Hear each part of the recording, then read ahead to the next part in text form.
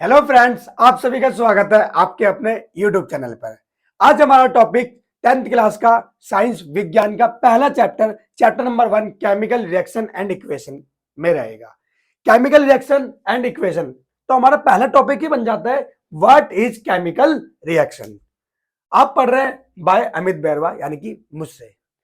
तो चैप्टर की शुरुआत करते हैं, हमारे टॉपिक पे आ जाते हैं। तो what is chemical reaction. Chemical reaction को समझने से पहले हम एक छोटी सी बेसिक कॉन्सेप्ट समझ लेते हैं, केमिकल चेंज। केमिकल चेंज हम 9th क्लास में physical change and chemical change chapter number 2 में पढ़ के आए थे कि हमारे चारों तरफ के जो सब्सटेंस मटेरियल है वो प्योर है कि नहीं है। उसमें हम पढ़ के आए थे चेंजेस दो टाइप्स के होते हैं, फिजिकल चेंज और केमिकल चेंज। तो पहले फिजिकल चेंज को देख लेते हैं, हालांकि हमारे लिए इंपॉर्टेंट नहीं है पर फिर भी हमें पता होना चाहिए। तो फिजिकल चेंज को देखें तो फिजिकल चेंज की शुरुआत करते हैं। फिजिकल चेंज की बात कर दी जाए, फिजिकल चेंज, बिल्कुल फिजिकल चेंज की अगर बात कर दे तो फिजिकल चेंज की बात कर दे, एक छोटा सा एग्जांपल लेके चलते हैं। जैसे मान लो मैंने एक को दो में कन्वर्ट कर दिया। चेंज का मतलब ही क्या होता है? परिवर्तन, बदलना। ठीक है, तो मैंने एक को दो में बदल दिया। अब मैं क्या कर रहा हूं, दो से दोबारा एक में बदल रहा हूं। अगर मैं एक से मैंने दो में बदला और मैं दो से दोबारा एक में बदल पा रहा हूं, इस टाइप के चेंज को केमिकल चेंज फिजिकल चेंज कहते हैं। जिस प्रकार मैंने पानी लिया, उसको मैंने फ्रिज के अंदर जमा दिया, 0 डिग्री सेल्सियस से नीचे ले गया, जम गया वो, ठीक है। तो ये हो गया चेंज। अब ये चेंज किस टाइप का हुआ? फिजिकल चेंज, क्योंकि उसमें फिजिकल स्टेट चेंज हुआ। लाइक उसका शेप, ये हम कह सकते हैं स्टेट चेंज हो गया। कैसे? अब मैं क्या कर सकता हूं, अब मुझे समझना है कि भैया चेंज कौन सा, फिजिकल चेंज क्यों है। क्योंकि जब मैंने पानी से, वाटर से जब मैंने आइस बर्फ बनाई, तो क्या देखने को मिल रहा है कि मैं बर्फ को दोबारा पिघला के पानी बना सकता हूं। यानी कि ऐसा चेंज जिसमें हम एक से दूसरी चीज पे आते हैं तो दोबारा दूसरी चीज से पहली चीज पर आ सकते हैं। इस प्रकार के चेंज को फिजिकल चेंज कह दिया। अब आते हैं हमारे टॉपिक पे। टॉपिक पढ़ रहे हैं हम केमिकल रिएक्शन। तो व्हाट इज केमिकल रिएक्शन, यही हमारा टॉपिक था। तो केमिकल रिएक्शन को समझने से पहले हम केमिकल चेंज को पढ़ लेते हैं।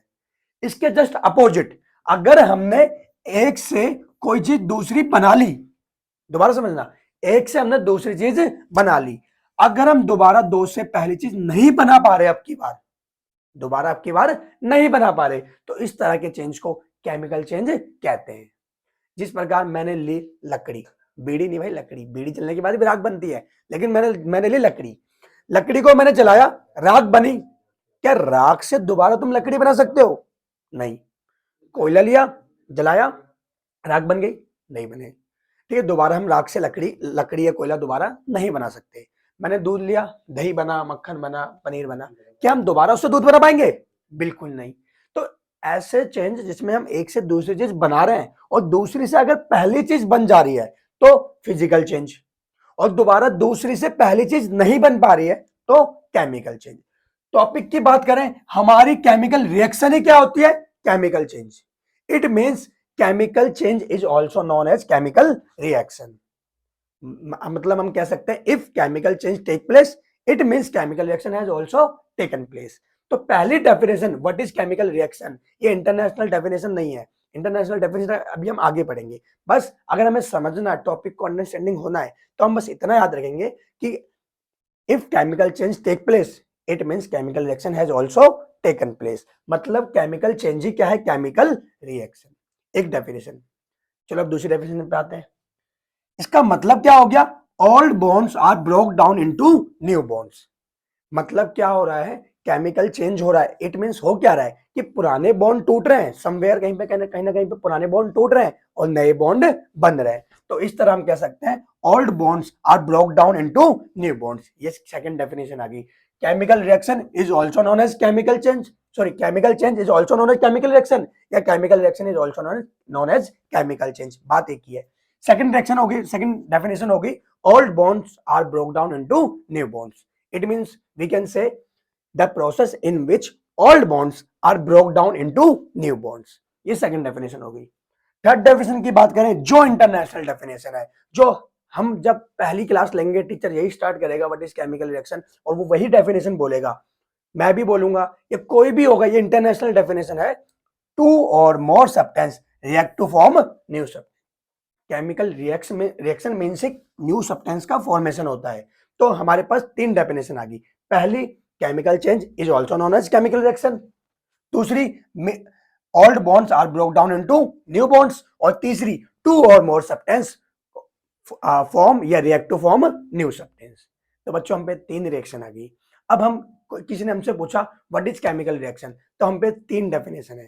पहली, the chemical change is also known as chemical reaction.